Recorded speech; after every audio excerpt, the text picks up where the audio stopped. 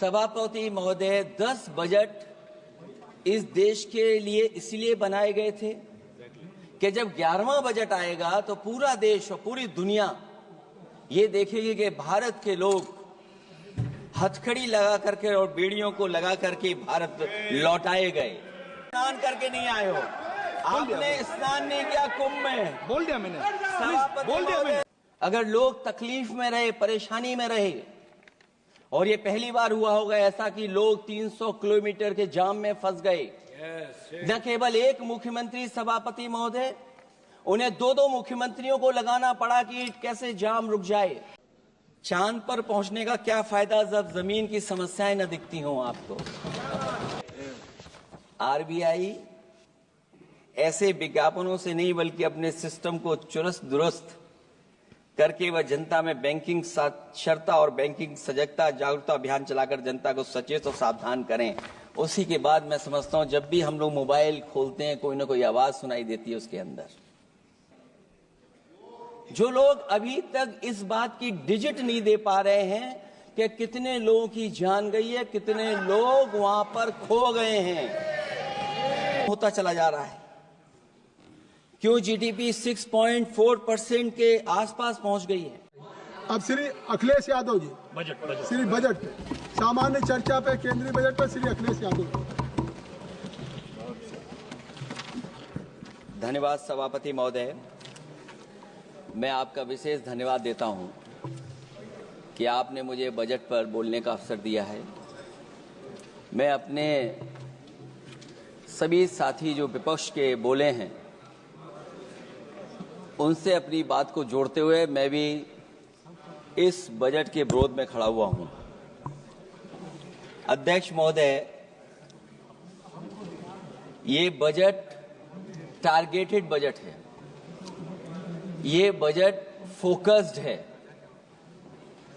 ये targeted focused उन लोगों के लिए है जो बहुत संपन्न हैं, बड़े लोग हैं, उद्योगपति हैं, उनके लिए ये बजट बना हुआ है।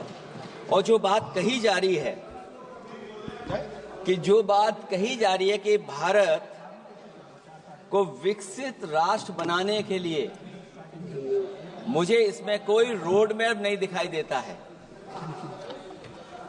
और रोड मैप इसलिए नहीं दिखाई देता अध्यक्ष महोदय कि जैसे ही बजट आया, सभापति महोदय, जैसे ही बजट आया हम लोगों ने वो तस्वीरें देखी हैं।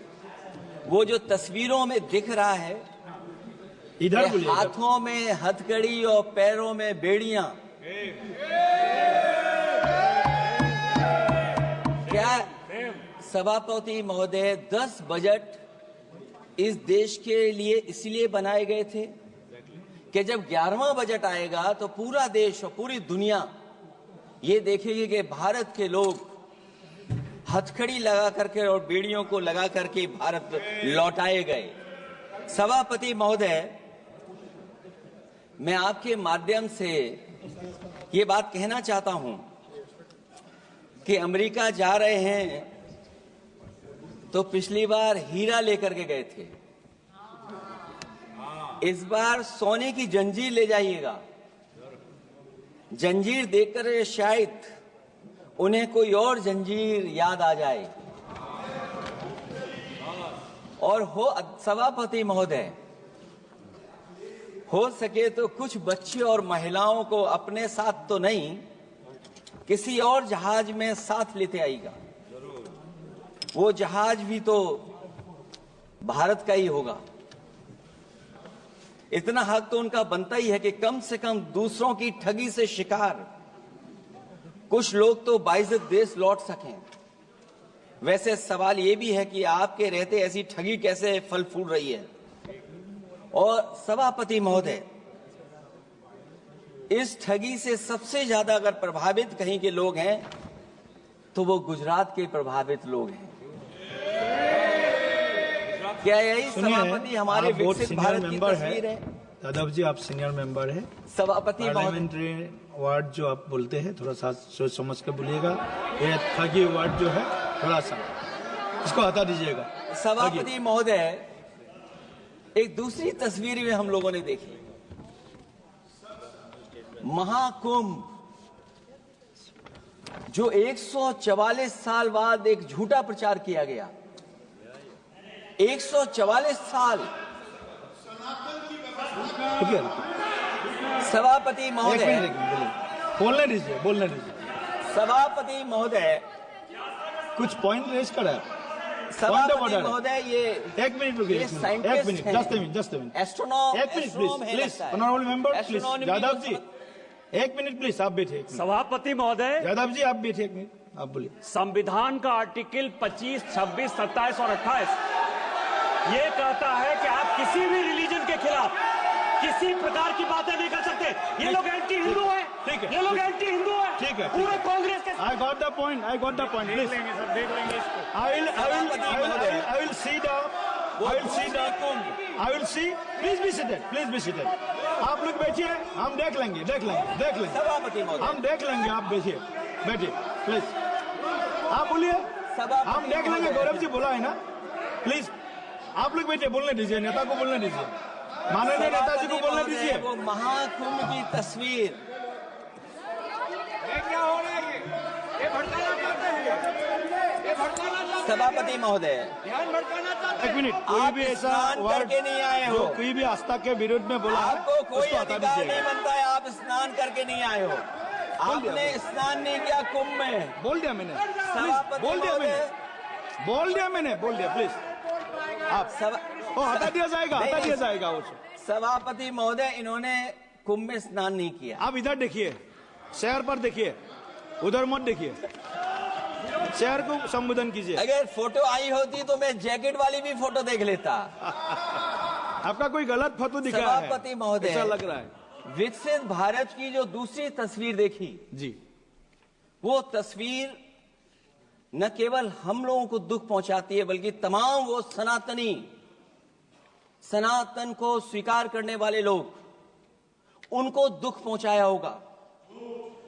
सभापति महोदय, अगर लोग तकलीफ में रहे, परेशानी में रहे, और ये पहली बार हुआ होगा ऐसा कि लोग 300 किलोमीटर के जाम में फंस गए, न केवल एक मुख्यमंत्री सभापति महोदय, उन्हें 2-2 मुख्यमंत्रियों को लगाना पड़ा कि कैसे जाम रुक जाए। सभापति, इसके साथ साथ इन्हीं के संगठन के लोगों को जब लगा कि वो व्यवस्था नहीं बना सकते, तो इतने दिनों बाद इनके संगठन के लोगों की अपील है कि भारतीय जनता पार्टी के कार्यकर्ता बाहर आए और लोगों को सुविधा दें, परेशानी दें। ये बात तब सभापति आई है जब लोग दुख, तकलीफ, परेशानी की वजह से इनके खिलाफ चिल्लाने लगे, इनके खिलाफ बोलने लगे। सभापति महोदय, मैं ये पूछना चाहता हूं, जिस स्नान के लिए प्रधानमंत्री गए हो, देश के राष्ट्रपति गए हो, उपराष्ट्रपति गए हो, मंत्री गए हो, क्या यही विकसित भारत की तस्वीर होगी जिसमें आप ट्रैफिक मैनेज नहीं कर पा रहे हैं? आप हर शहर में ये कहा गया कि कोई शहर से निकले नहीं, सब के सब वहीं पर रुक जाएं, आगे नहीं जा सकते, दर्शन नहीं कर सकते। अगर ये सच्चाई नहीं है सभापति महोदय, सब बॉर्डर सील हुए हैं, जितना भारत के लोग सब बॉर्डर सील हुए हैं, और फिर चांद पर पहुंचने का क्या फायदा जब जमीन की समस्याएं न दिखती हों आपको, जमीन की समस्याएं न दिखती हों। और सभापति महोदय, मैं सरकार से जानना चाहता हूं वो ड्रोन कहां हैं? वो जो डिजिटल इंडिया की बात कही गई थी, वो कहां है? जो लोग अभी तक इस बात की डिजिट नहीं दे पा रहे हैं कि कितने लोगों की जान गई है, कितने लोग वहां पर खो गए हैं। सभापति महोदय, इधर विज्ञापन और कार्टूनों की बड़ी चर्चा हो रही थी। मुझे याद है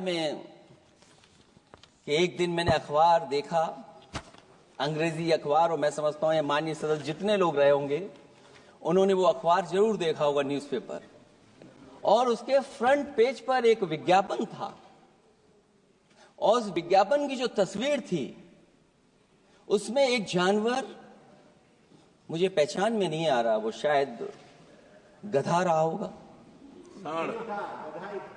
वो जेल के अंदर है।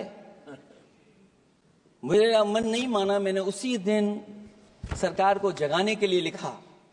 और मैं आज सभापति महोदय सरकार के माध्यम से जानना चाहता हूं कि डिजिटल इंडिया करते करते साइबर क्राइम, साइबर लूट और डिजिटल अरेस्ट कितना बढ़ गया है। और जो विज्ञापन दिया था, इस जानकारी के बाद वो विज्ञापन दोबारा अखबार में नहीं आया। वो विज्ञापन की तस्वीर मैं नहीं दिखा सकता हूं। मैं समझता हूं माननीय मंत्री जी उस विज्ञापन को जानते होंगे और देखा होगा उन्होंने।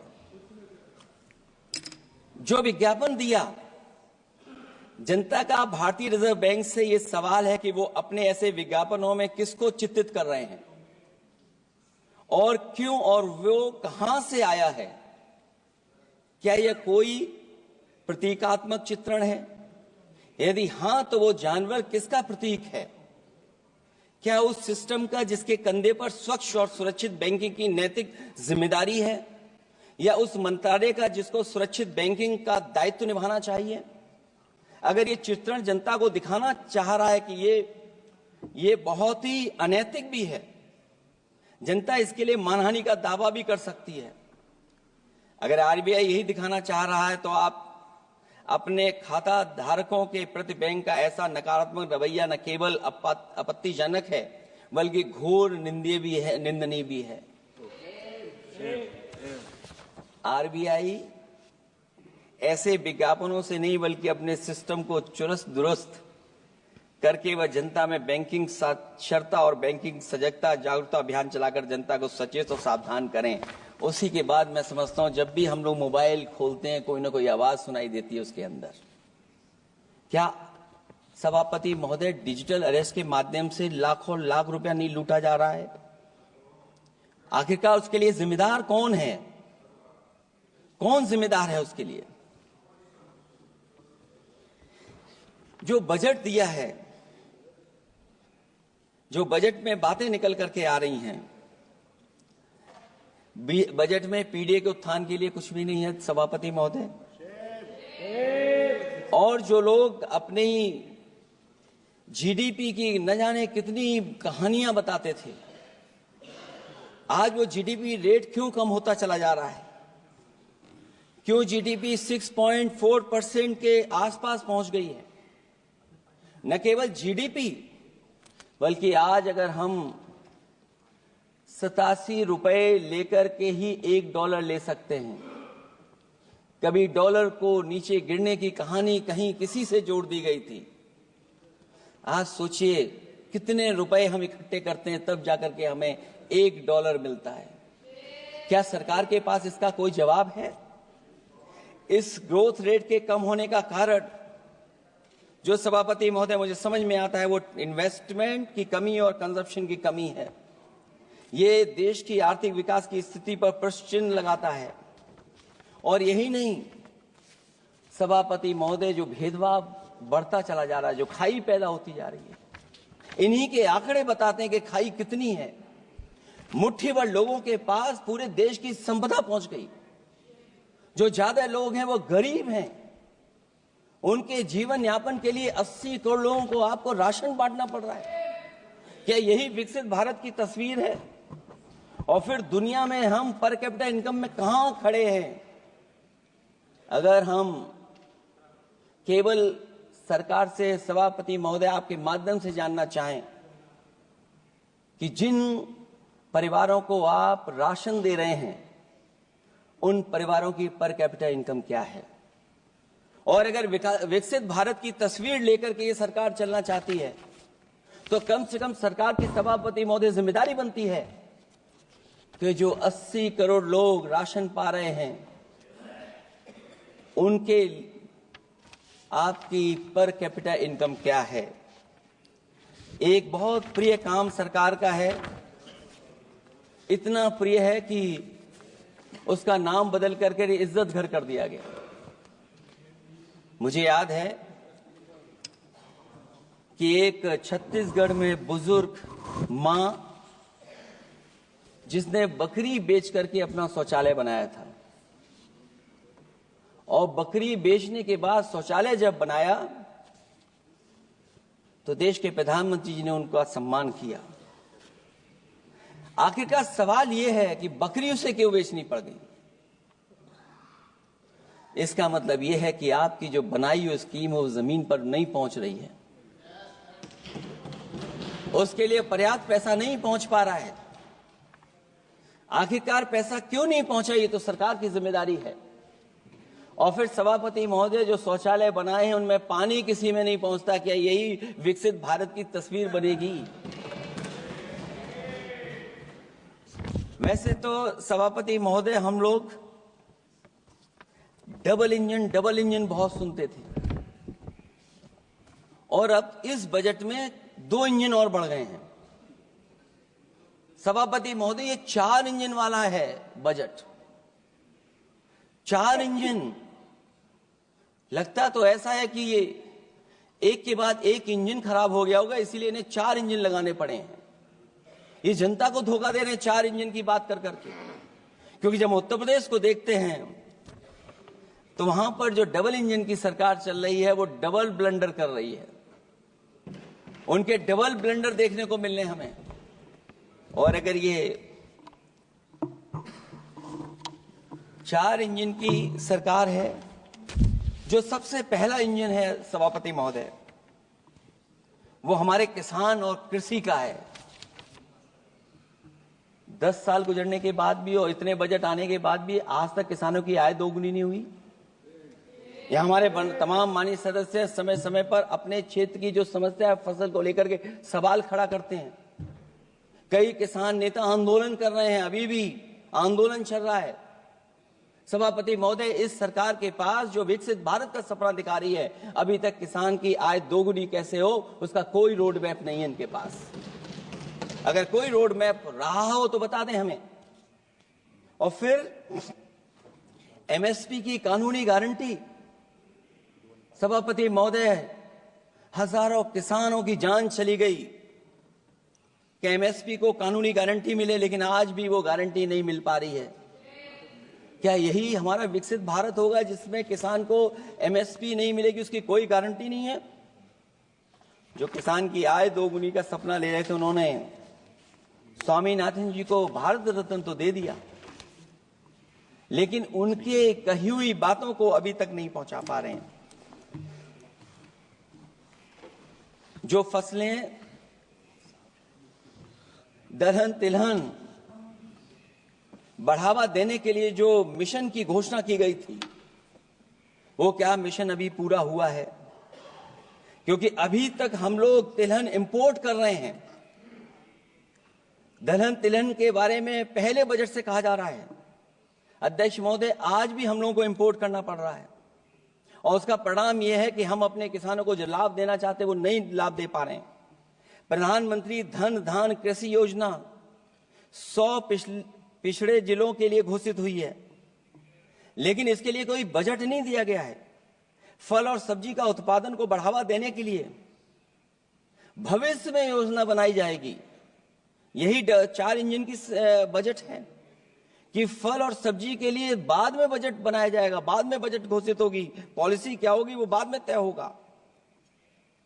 कृषि क्षेत्र में रिसर्च और डेवलपमेंट के लिए अधिक धन की आवश्यकता है, शायद इस बजट में अध्यक्ष महोदय वो नहीं दिखाई दे रहा है। कृषि क्षेत्र में कार्यबल करीब 46% है, लेकिन जीडीपी में इसका योगदान केवल 18% है। किसानों की खराब आर्थिक स्थिति को दर्शाता है कि अभी हमारा किसान गरीब है।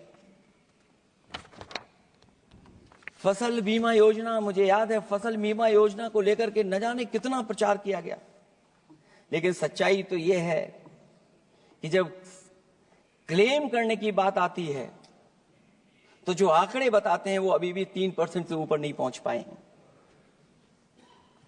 किसान के कर्ज के कारण किसान आत्महत्या कर रहा है।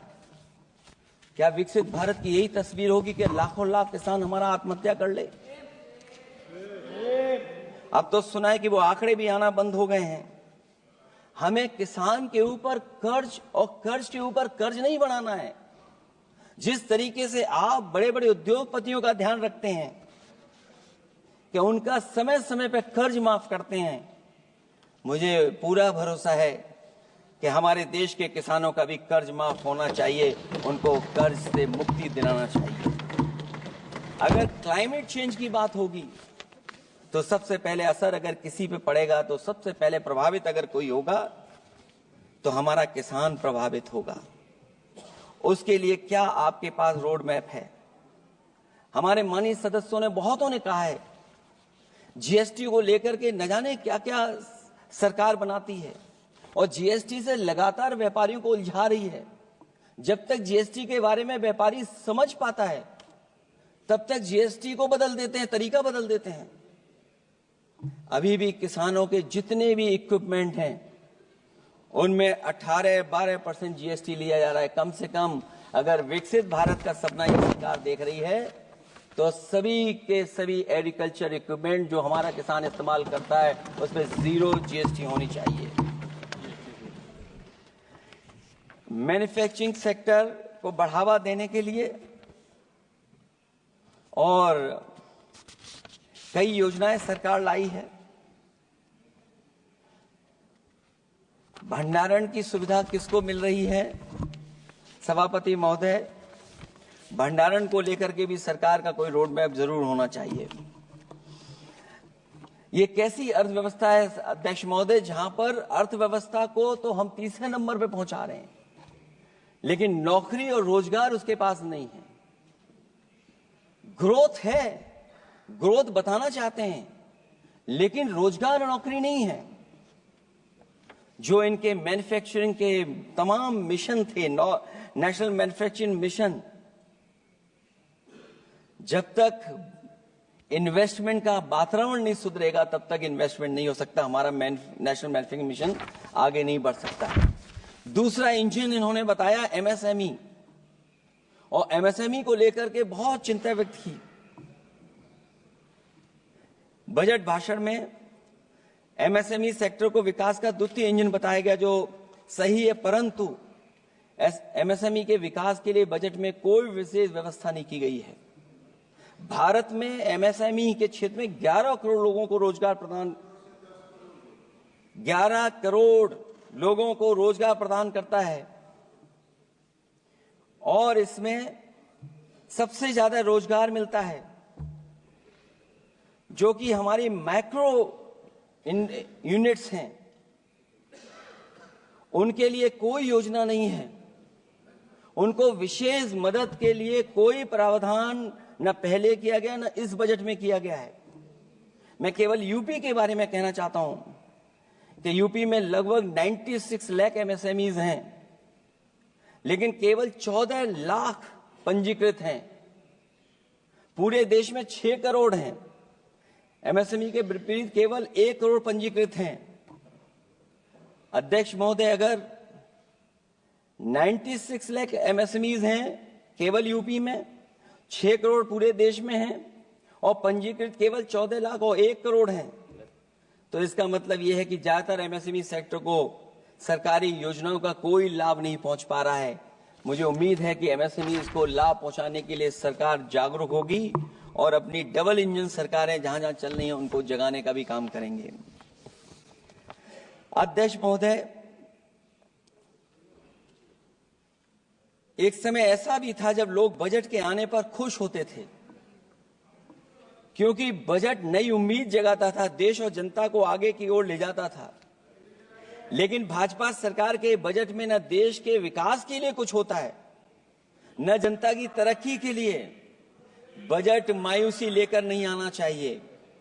बजट देश का आर्थिक मानचित्र होता है, वो दर्शाता है कि किस तरह पूरे देश का संतुलित, मतलब हर राज्य का बराबर विकास हो और जो भी राज्य या क्षेत्र भौगोलिक, शैक्षिक, सामाजिक, राजनीतिक कारणों से पिछड़ गया है उसके लिए कैसे प्रावधान किए जाएं जो वो भी मुख्य धारा से जुड़ सके। वर्तमान में बैलेंस डेवलपमेंट की नीति पिछड़ती जा रही है। मैंने कई मौकों पर कहा है और आज फिर दोहरा रहा हूं कि अध्यक्ष महोदय, सच्चा विकास वही होता है जो भेदभाव मिटाता है।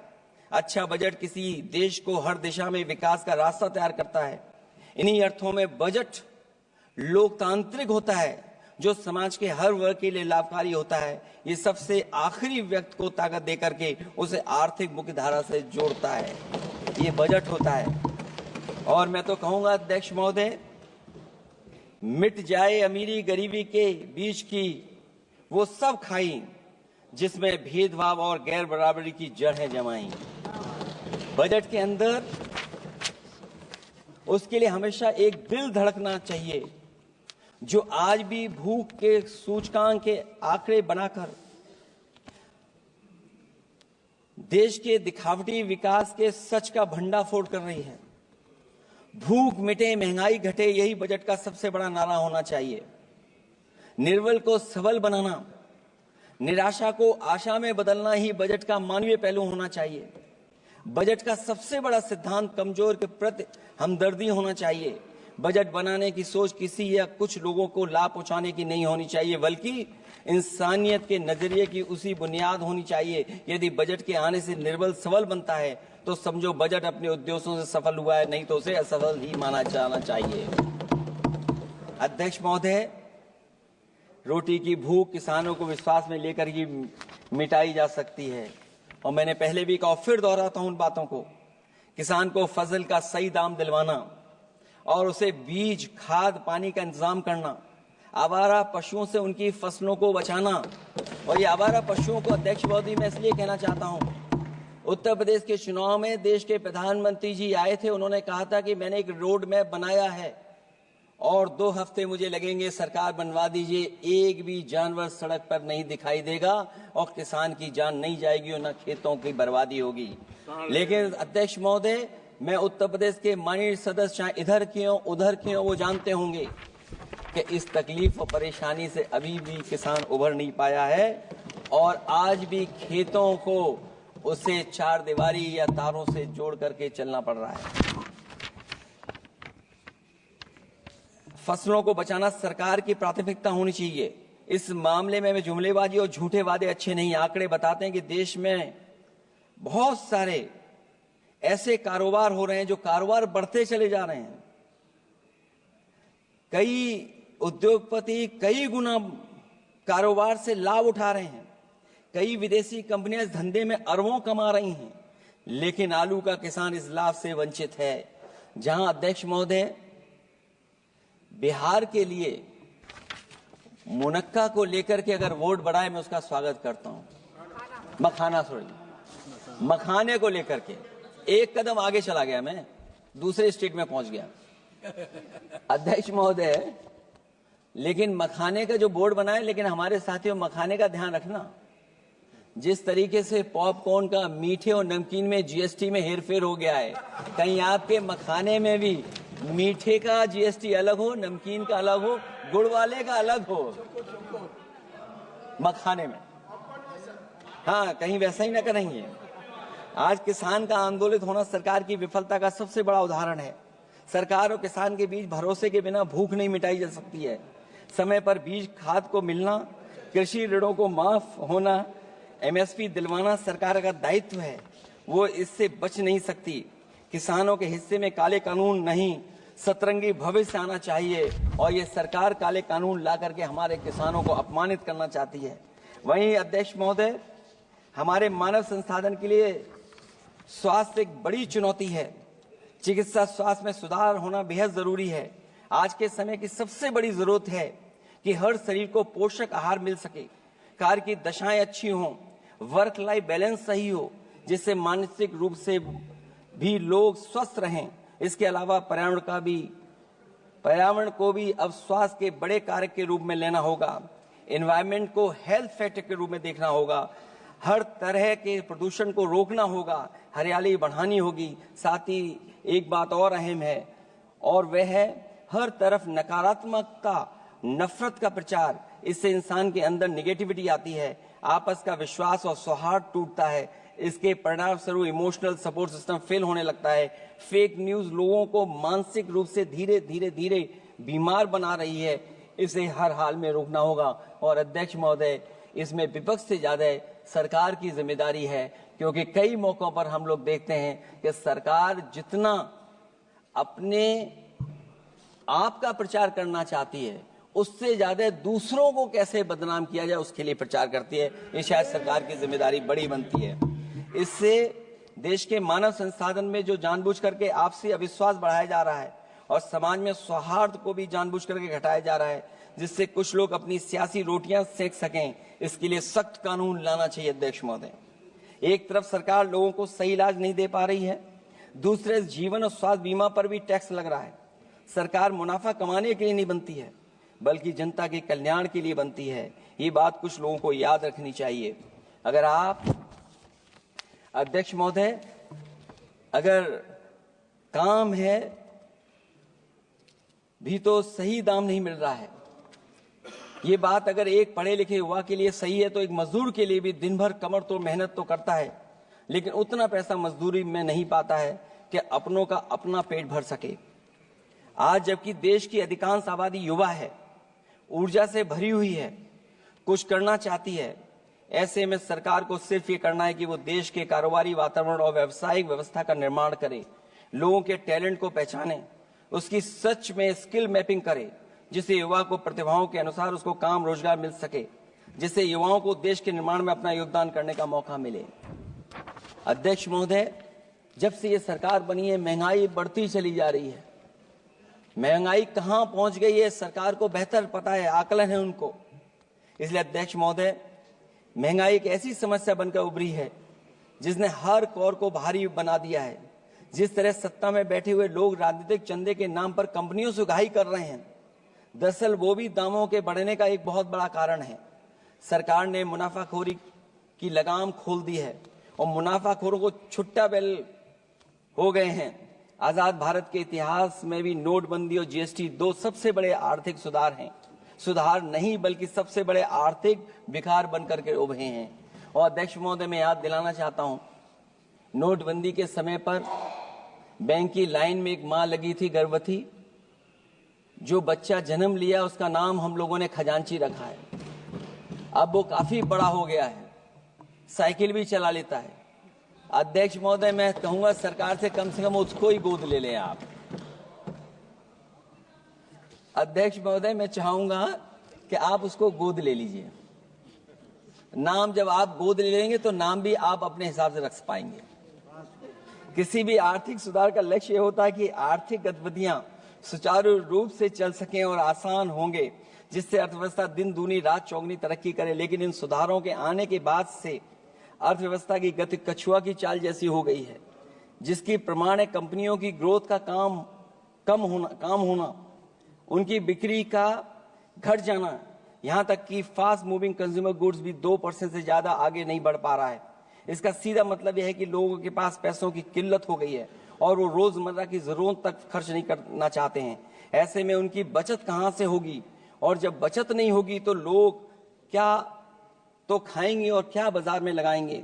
लोगों में भविष्य को लेकर कितनी अनिश्चितता और चिंता है कि वो अपने जमा पैसे अपने पास ही रखना चाहते हैं।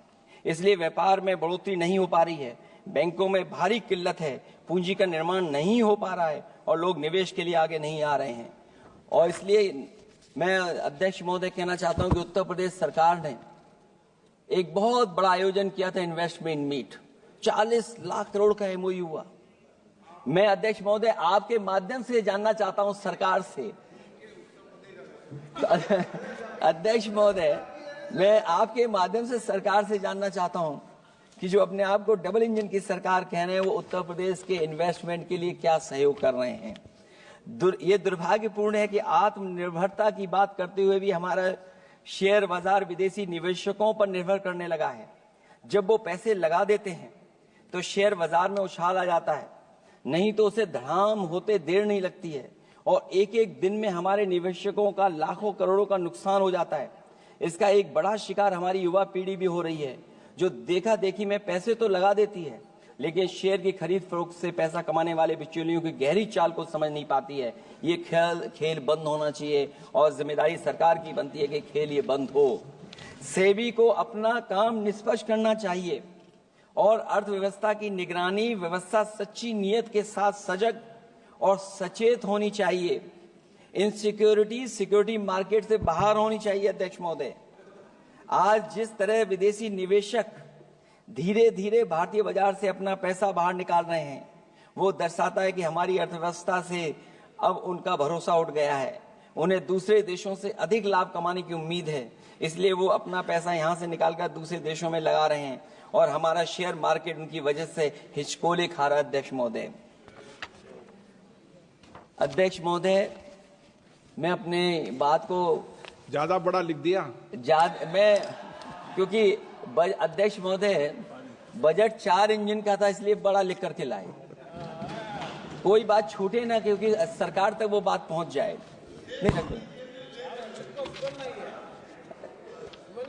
क्योंकि अध्यक्ष महोदय अगर 11वां बजट हो 4 इंजन लगाने पड़े तो कहां विकसित भारत बन रहा है।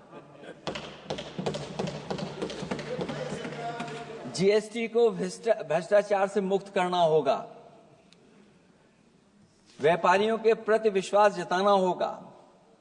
यदि टैक्स की व्यवस्था और दर सही होगी तो सब आसानी से टैक्स भर देंगे। हाई टैक्स रेट दरअसल भ्रष्टाचार को बढ़ावा देती है, इससे राजस्व की हानि होती है। सच में लोग काम कारोबार करना चाहते हैं, कर की चोरी नहीं करना चाहते हैं। इसलिए टैक्स की रेट को तार्किक बनाना और टैक्स सिस्टम को इजी करने की से ही अर्थव्यवस्था में गति आएगी। निवेश के लिए दुनिया वापस हमारे देश की ओर देखेगी। मैं अध्यक्ष महोदय अर्थव्यवस्था के संबंध में एक गंभीर मुद्दा मैं बताना चाहता हूं। एक बहुत गंभीर मामला है पलायन का।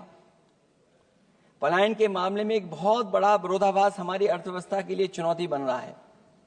एक तरफ वो सबसे अमीर वो लोग जो अपनी पूंजी का निवेश करते हैं और दूसरी तरफ सबसे गरीब वो लोग हैं जिनके पास अपने श्रम निवेश करने के अलावा कोई दूसरा रास्ता नहीं है। ऐसे हजारों अरबपति बाहर के देशों में ज्यादा उम्मीद देखते हुए अपनी पूंजी लेकर देश छोड़कर जा रहे हैं।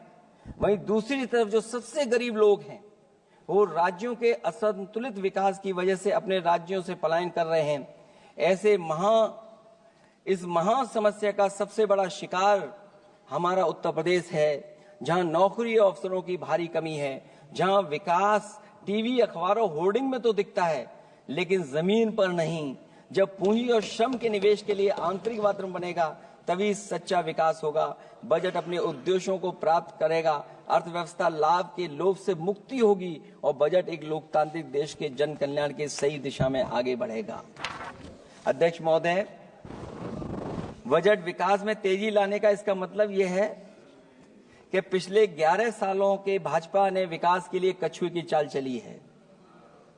जब उन्होंने समावेशी विकास सुनिश्चित करने के लिए संकल्प लिया तो ये बात खुली की हुआ है। मतलब कुछ लोग वहताशा आगे बढ़ गए हैं और बाकी नीचे की ओर जा रहे हैं। निजी क्षेत्र के निवेश में को नई जान डालने की बात करने का अर्थ ये निकलता है कि भाजपा राज में निजी क्षेत्र बेजान हो गया है। नोटबंदी और जीएसटी के लिए सुधार नहीं विकास साबित हुआ। अध्यक्ष महोदय, परिवारों के मनोभाव में उल्लास भरने की बात करने वो स्वीकार कर रही हैं, लोगों को मुस्कुराना बंद कर दिया है। अच्छे दिन न इनके राज में आए हैं और न आएंगे आने वाले समय में भी। भारत के बढ़ते मध्यम मार्ग को खर्च करने की शक्ति को बढ़ाने की बात तो मतलब है कि मध्यम वर्ग के हाथ खाली हैं।